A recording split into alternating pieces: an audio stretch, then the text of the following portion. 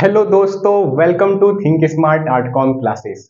दोस्तों, हम पढ़ रहे थे social science class 10th chapter 3 जल संसाधन वाटर रिसोर्सेस। वाटर रिसोर्सेस एक ऐसा चैप्टर है, अगर हम कायदे से पढ़ लें, ठीक से पढ़ लें, तो हमें बहुत ही आसानी से 6 अंक प्रदान करके ये देता है। तो ये चैप्टर काफी इंपॉर्टेंट है। तो आज हम पढ़ने वाले हैं तुंगभद्रा नदी परियोजना के बारे में। इसके पहले हमने बहुत सारे लेक्चर कंप्लीट कर लिया है, लगभग 5 लेक्चर। तो अगर आपने वो नहीं देखा है तो आप जरूर जाकर देखिए। आज का जो लेक्चर होने वाला है वो भी काफी इंपॉर्टेंट है, क्योंकि मैंने आपको बताया ही था कि जो बहुउद्देशीय नदी परियोजनाओं के अंतर्गत विभिन्न बांध परियोजनाएं हैं, जैसे दामोदर नदी घाटी परियोजना, तुंगभद्रा नदी परियोजना, भाखड़ा नांगल बांध परियोजना, नागार्जुन सागर बांध परियोजना, रिहंद बांध परियोजना, ये सब काफी इंपॉर्टेंट है। इंपॉर्टेंट इसलिए है क्योंकि यहाँ से एमसीक्यू भी पूछता है, जैसे तुंगभद्रा नदी परियोजना किस नदी पर स्थित है, जैसे दामोदर नदी घाटी परियोजना किस नदी पर स्थित है। तो ये एमसीक्यू पूछता है। और अगर किस्मत खराब हो तो जो हमारा लिखित आता है, जो हमारा सब्जेक्टिव होता है, वहां से आ जाता है। वो बोल देगा भैया कि दामोदर नदी घाटी परियोजना क्या है, इसके महत्व को लिखिए। तो काफी इंपॉर्टेंट है ये जो हमारा टॉपिक है। और 5 वीडियो में इसके पहले हमने बहुत कुछ कवर कर लिया है, जैसे जल संसाधन, जली चक्र, उसके बाद जल दुर्लभता, बहुउद्देशीय नदी परियोजनाएं, समन्वित जल प्रबंधन, जल दुर्लभता के कारण, उसका संरक्षण, उपाय, ये सब हमने कवर कर लिया है। तो अगर आपने नहीं देखा है तो आप जरूर जाकर देखिए। तो स्टार्ट करते हैं आज के लेक्चर को। आपसे एक रिक्वेस्ट है, अगर आप थोड़ा वीडियो क्वालिटी 480 पे या 720 पे कर लेंगे तो आपको बोर्ड पर जो भी मैं लिख कर लाऊंगा वो बेहतर तरीके से दिखेगा, आप नोट बना पाएंगे। तो इसलिए आपको जरूर क्वालिटी बढ़ा लेना चाहिए। तो स्टार्ट करते हैं। सबसे पहले तुंगभद्रा नदी परियोजना, उसके बाद हम पढ़ेंगे नागार्जुन सागर बांध परियोजना, उसके बाद हम पढ़ेंगे इंदिरा गांधी नहर परियोजना, जो कि काफी इंपॉर्टेंट है। इंदिरा गांधी नहर परियोजना, तुंगभद्रा भी है, नागार्जुन भी है, भाई कहाँ से एमसीक्यू पूछ ले, कुछ पता नहीं है। तो सबसे पहले बात करते हैं तुंगभद्रा नदी परियोजना के बारे में। यह किस नदी पर स्थित है? तो यह तुंगभद्रा नदी पर स्थित है। अच्छा, इसके बाद क्या है? देखिए, जो तुंगभद्रा नदी परियोजना है ना, ये आंध्र प्रदेश और कर्नाटक दोनों सरकारों ने इसे मिलकर चलाया है। तो आंध्र प्रदेश और कर्नाटक सरकार के संयुक्त परियोजना है। इसे यहाँ पर मैंने लिखा है कि आंध्र प्रदेश और कर्नाटक का संयुक्त परियोजना है।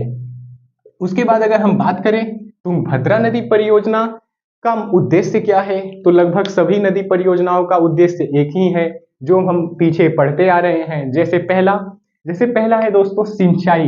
तो आप बताइए, अगर आप बांध बनाएंगे, तो नदी पर बांध बनाएंगे तो उसका सिंचाई में उपयोग होगा ही। तो सबसे पहला हो गया हमारा सिंचाई। और सिंचाई करने से क्या होगा, हमारा कृषि उत्पादन बढ़ेगा। कृषि उत्पादन बढ़ने से क्या होगा, हम कृषि उत्पादन का अच्छे से उपयोग कर पाएंगे। भारत में जो कुपोषण की समस्या है उसे समाप्त कर पाएंगे, भूखमरी की जो समस्या है उसे समाप्त कर पाएंगे। जो लोग 2 जून की रोटी जिन्हें नहीं मिल पाती, उन्हें रोटी दे पाएंगे। तो ये कितना इंपॉर्टेंट है। तो अगर सिंचाई नहीं रहेगा तो हमारा कृषि उत्पादन गिर जाएगा। जैसे इस समय धान की खेती है, अगर बारिश ना हो तो हमारा उत्पादन गिर जाएगा। तो वैसे ही सिंचाई काफी इंपॉर्टेंट है। तो तुंगभद्रा नदी परियोजना का सबसे पहला उद्देश्य क्या हो गया, सिंचाई। मुझे उम्मीद है बहुत ही आसानी से आपको समझ आया होगा। उसके बाद दूसरा है जल विद्युत उत्पादन। तो आपको पता होगा, जब नदियां बहती हैं उस पर बांध बनाकर नदियों को, पानी को रोक कर, उसके बाद एक क्या होता है, उसको टरबाइन बोलते हैं, पता नहीं क्या बोलते हैं, मैं कंफ्यूज हूँ। तो उस पर गिराया जाता है, फिर उसके बाद वो घूमता है, उसके बाद बिजली का उत्पादन होता है। तो बिजली का कैसे उत्पादन होता है, तो सबसे दूसरा उद्देश्य हमारा क्या हो गया, जल विद्युत उत्पादन। तो मुझे उम्मीद है आपको ये दूसरा उद्देश्य भी समझ आया होगा। अब बात करते हैं तीसरा क्या है, तो तीसरा है भैया बाढ़ नियंत्रण। बाढ़ कैसे नियंत्रण होगा, जिस क्षेत्र में बाढ़ आएगा, जो बाढ़ क्षेत्र है वहां का पानी ये इकट्ठा कर सकता है, बांध में इकट्ठा हो सकता है, नदियों तालाबों में नहरों के थ्रू जा सकता है। तो बाढ़ नियंत्रण में काफी सहायक हो जाएगा। उसके बाद जलापूर्ति। चौथा उद्देश्य क्या है हमारा, जलापूर्ति। अच्छा, आप बताइए जल आपूर्ति कैसा, तो घरेलू उपयोग के लिए भी और औद्योगिक उपयोग के लिए भी। तो यहाँ आप एक कॉमन बना सकते हैं, 2 एरो देकर, एक है घरेलू उपयोग के लिए और दूसरा है औद्योगिक उपयोग के लिए। तो इजी था कि नहीं, मैंने उद्देश्य को बिल्कुल भी नहीं रटवाया। सिंचाई, जल विद्युत उत्पादन, बाढ़ नियंत्रण, जलापूर्ति। तो मैंने आपको बताया तुंगभद्रा नदी परियोजना का उद्देश्य सिंचाई, जल विद्युत उत्पादन, बाढ़ नियंत्रण, जलापूर्ति। और जलापूर्ति में भी 2, एक घरेलू उपयोग के लिए, एक औद्योगिक उपयोग के लिए।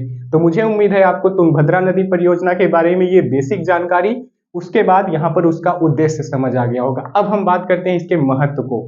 तो महत्व में हम देखेंगे भैया ये कितने लाख हेक्टेयर भूमि का सिंचाई करता है। जैसे उद्देश्य है यहाँ पर सिंचाई, लेकिन ये कितने लाख हेक्टेयर भूमि का सिंचाई करता है ये भी तो जानना आवश्यक है। थोड़ा फैक्ट से भी हम थोड़ा सा रूबरू हो जाएं।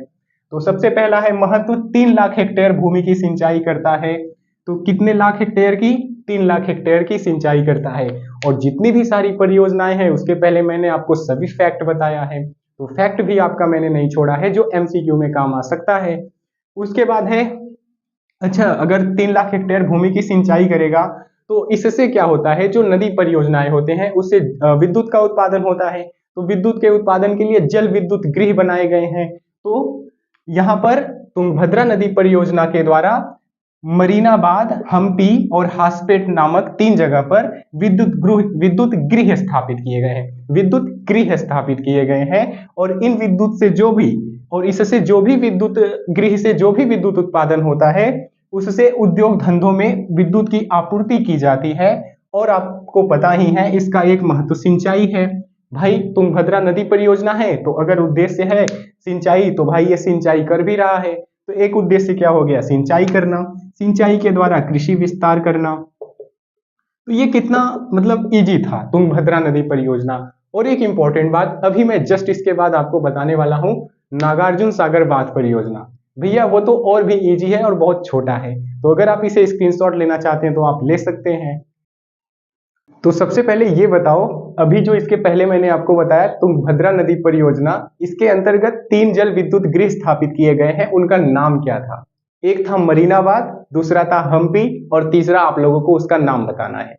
क्योंकि अगर आप अभी पीछे पढ़े और भूल गए तो ये तो पढ़ाई नहीं कर रहे हैं, आप ध्यान से नहीं पढ़ रहे हैं, आपका ध्यान कहीं और है। तो बात करते हैं दोस्तों सबसे पहले नागार्जुन सागर परियोजना की। तो नागार्जुन सागर परियोजना के बारे में कुछ बेसिक जान लेते हैं। जैसे यह किस नदी पर बनाया गया है, तो यह कृष्णा नदी पर बनाया गया है। तो नागार्जुन सागर बांध परियोजना कृष्णा नदी पर बनाया गया है। उसके बाद एक इंपॉर्टेंट बात है, यह दक्षिण भारत की सबसे मुख्य परियोजना है, ये आप यहाँ पर जोड़ सकते हैं। उसके बाद एक इंपॉर्टेंट बात है, तेलंगाना व आंध्र प्रदेश से संबंधित परियोजना है। तो ये भी कोई एक राज्य अकेले नहीं बना रहा है, यह परियोजना 2 राज्यों से संबंधित है, एक है तेलंगाना और दूसरा है आंध्र प्रदेश। तो ये हो गया नागार्जुन सागर परियोजना के बारे में बेसिक। अब फिर से मैं आपसे पूछ रहा हूँ नागार्जुन सागर परियोजना किस नदी पर है? तो कृष्णा नदी पर है। किस नदी पर है? कृष्णा नदी पर है। अब बात करते हैं हम इसके महत्व के। तो लगभग जो सभी के महत्व होते हैं यही महत्व हम देखेंगे, बस इसमें आंकड़े बदल जाएंगे। जैसे 8.7 लाख हेक्टेयर भूमि की सिंचाई करता है, 8.7 लाख हेक्टेयर भूमि की सिंचाई करता है। तो इसमें महत्व में सबसे पहले आ जाते हैं, देखिए जो नागार्जुन सागर परियोजना है या कोई भी बांध परियोजना है, इससे नहरें निकाली जाती हैं। जैसे दामोदर नदी घाटी परियोजना, उससे जो 2 नहरें निकाली गई हैं जिसकी कुल लंबाई 2500 किमी है। इसलिए आपको यहाँ भी देखना पड़ेगा कि नागार्जुन सागर परियोजना जो है उससे भी क्या होता है, सिंचाई की जाती है, उससे भी नहरें निकाली जाती हैं। तो इससे भी जो नहरें निकाली गई हैं उन नहरों से लगभग 8.7 लाख हेक्टेयर भूमि की सिंचाई की जाती है। अच्छा, अब भाई नागार्जुन सागर परियोजना से जल विद्युत भी उत्पादन होगा, विद्युत का भी उत्पादन होगा। तो जो भी विद्युत का उत्पादन हुआ है उससे आंध्र प्रदेश के औद्योगिक केंद्र के विकास में सहायता मिली है।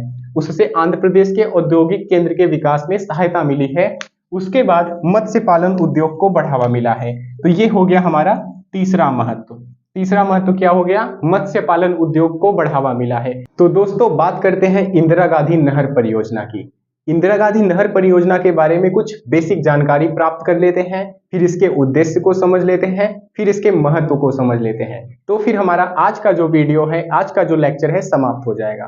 तो सबसे पहले आप इसका एक इंपॉर्टेंट बात याद रखना, जो कि यह है कि इसको ना 2/11/1984 तक, मतलब 2 तारीख 11वां महीना 1984 तक इसे राजस्थान नहर परियोजना के नाम से जाना जाता था। फिर जो हमारे उस समय के तत्कालिक प्रधानमंत्री थी, तत्कालिक पीएम इंदिरा गांधी जी, उनका मृत्यु हो जाता है। मृत्यु कब होता है? 31 तारीख 10वां महीना 1984। 31 तारीख 10वां महीना 1984 के मृत्यु के बाद इस परियोजना का नाम बदलकर इंदिरा गांधी नहर परियोजना रख दिया गया। तो उनके मृत्यु के बाद उनके नाम पर यह परियोजना का नाम रखा गया। तो ये तो हो गया कुछ बेसिक जानकारी जो हमें ये जानकारी देता है कि भाई यह परियोजना, इस परियोजना का नाम कैसे बदला गया। इसका नाम पहले क्या था? इसका नाम पहले था राजस्थान नहर परियोजना। तो राजस्थान नहर परियोजना से क्या हुआ? इंदिरा गांधी नहर परियोजना। उसके बाद इसे क्या कहा जाता है? इसे मरुगंगा व मरुस्थल की जीवन रेखा कहा जाता है। तो सोचिए ना, यह परियोजना इतना इंपॉर्टेंट है जिसे मरुगंगा व मरुस्थल की जीवन रेखा कहा जाता है, यानी यह राजस्थान की जीवन रेखा है जहां चारों तरफ मरुस्थल ही मरुस्थल है। यह परियोजना सिंचाई प्रदान करके वहां कृषि विकास को बढ़ावा देती है, घरेलू पेयजल उपलब्ध कराती है। तो कितना इंपॉर्टेंट परियोजना है। उसके बाद 31 मार्च, अब बात करते हैं इसकी स्थापना कब हुई थी। तो इसकी स्थापना 31 मार्च 1958 को उस समय के केंद्रीय गृह मंत्री थे श्री गोविंद वल्लभ पंत। श्री गोविंद वल्लभ पंत ने इसकी आधारशिला रखी थी, इसको तैयार किया था। तो अब बात करते हैं यह नहर कहां से आती है। तो यह नहर सतलुज व व्यास नदियों से संचालित होती है। यह नहर कहां से संचालित होती है? सतलुज व व्यास नदियों से संचालित होती है, जो हरिके बैराज से निकली गई है, जो हरिके बैराज से निकाली गई है। तो ये हो गया एक इंपॉर्टेंट बात, जहां पर हमने 4 इंपॉर्टेंट बात किया कि सबसे पहले इसका नाम कैसे बदला गया। 2/11/1984 तक इसका नाम राजस्थान नहर परियोजना। फिर उसके बाद 31/10/1984 को इंदिरा जी का मृत्यु होता है। इंदिरा जी के मृत्यु के बाद वहां पर उनके याद में इंदिरा गांधी नहर परियोजना, इस परियोजना का नाम रख दिया जाता है। उसके बाद इसे मरुगंगा व मरुस्थल जी की जीवन रेखा कहा जाता है। उसके बाद 31 मार्च 1958 को केंद्रीय गृह मंत्री श्री गोविंद वल्लभ पंत ने इसकी आधारशिला रखी थी और इसका संचालन सतलुज व व्यास नदियों से होता है, उस जो हरिके बैराज से निकलता है। तो इस अब बात करते हैं इसका उद्देश्य क्या है। इंदिरा गांधी नहर परियोजना का उद्देश्य क्या है? तो एक हो गया कृषि विकास को बढ़ावा देना। तो सबसे पहला हो गया कृषि विकास को बढ़ावा देना। उसके बाद हो गया पेयजल उपलब्ध कराना। तो जो हम पीने के लिए जल है उसे उपलब्ध कराना, क्योंकि राजस्थान एक मरुस्थली क्षेत्र है तो वहां पर जल की बहुत कमी पाई जाती है। उसके बाद मरुस्थली क्षेत्रों में सिंचाई करना। तो अगर आप मरुस्थली क्षेत्रों में सिंचाई करेंगे तो क्या कर रहे हैं आप? डायरेक्ट देखा जाए तो कृषि विकास को बढ़ावा दे रहे हैं। तो वे एक ही बात हो गया, लेकिन आप इसे लिख सकते हैं। तो ये हो गया हमारा इंदिरा गांधी नहर परियोजना के बारे में कुछ बेसिक। उसके बाद इसका क्या उद्देश्य है। तो मुझे उम्मीद है आपको ये समझ आ गया होगा। अब हम बात करते हैं इंदिरा गांधी नहर परियोजना के महत्व के बारे में। इंदिरा गांधी नहर परियोजना का महत्व क्या है? तो अगर आप इसे स्क्रीनशॉट लेना चाहते हैं तो आप ले सकते हैं। तो दोस्तों बात करते हैं इंदिरा गांधी नहर परियोजना के महत्व के बारे में। तो सबसे पहले क्या याद रखना है? इंदिरा गांधी नहर परियोजना से 18.72 लाख हेक्टेयर भूमि की सिंचाई की जाती है। तो 18.72 लाख हेक्टेयर भूमि की सिंचाई की जाती है। अच्छा, जब सिंचाई करने से क्या होगा? अगर मैं आपसे पूछूं सिंचाई करने से क्या होगा? कृषि विस्तार में बढ़ोतरी होगी। कृषि विस्तार को बढ़ावा मिलेगा कि नहीं? कृषि विस्तार को बढ़ावा मिलेगा। अब अच्छा, कृषि विस्तार के बढ़ावा मिलने से क्या होगा? कृषि में उत्पादन बढ़ेगा। कृषि में उत्पादन बढ़ेगा। बढ़ेगा कि नहीं? कृषि में उत्पादन बढ़ेगा। कृषि में उत्पादन बढ़ने से क्या होगा? भूखमरी की समस्या समाप्त होगी। भूखमरी व कुपोषण की समस्या समाप्त होगी। अच्छा, भूखमरी व कुपोषण की समस्या समाप्त होगी, क्या होगी? उससे क्या होगा? इससे बच्चे जो हैं वो एजुकेशन में कमाल कर पाएंगे, यानी शिक्षा में बढ़ोतरी होगी। शिक्षा में बढ़ोतरी होगी या शिक्षा के स्तर में बढ़ोतरी होगी। उसके बाद बेहतर श्रम बल तैयार होगा। बेहतर श्रम बल तैयार हो। इसके बीच में लाइट कट गई है तो मुझे ऐसे ही बनाना पड़ रहा है। तो अगर आप देखेंगे तो वहां पर जो मैंने हेडिंग दिया है महत्व, तो महत्व में मैंने 3 रेखाएं खींचा है। तो इसमें सबसे पहला है इस परियोजना से 18.72 लाख हेक्टेयर भूमि की सिंचाई की जाती है। तो आप खुद से सोचियो भाई कि जहां राजस्थान पूरा रेत ही रेत, मरुस्थल मरुस्थल, वहां पर आप इस परियोजना से 18.72 लाख हेक्टेयर भूमि की सिंचाई कर रहे हैं। अच्छा, अगर आप सिंचाई करेंगे तो क्या होगा? मरुस्थल के प्रसार पर रोक भी लगेगा, और जो कि हमारा तीसरा महत्व है। तो इसके तीसरे महत्व पे आए सबसे नीचे, तो आप देखेंगे मरुस्थल के प्रसार पर रोक है। तो मरुस्थल पर प्रसार पर रोक है, ये एक हो गया। उसके बाद एक तीसरी समस्या जो राजस्थान में बहुत थी, वहां पर था पेयजल की समस्या। मतलब पीने के लिए जल नहीं उपलब्ध हो पाता था। भाई मतलब जानवर ना ऐसे पानी के बिना मर जाते थे, और इतना टेम्परेचर होता था खतरनाक लेवल का, तो पूछो मत। तो इसलिए इसका एक महत्व ये हो गया कि ये भैया पेयजल समस्या का निराकरण किया।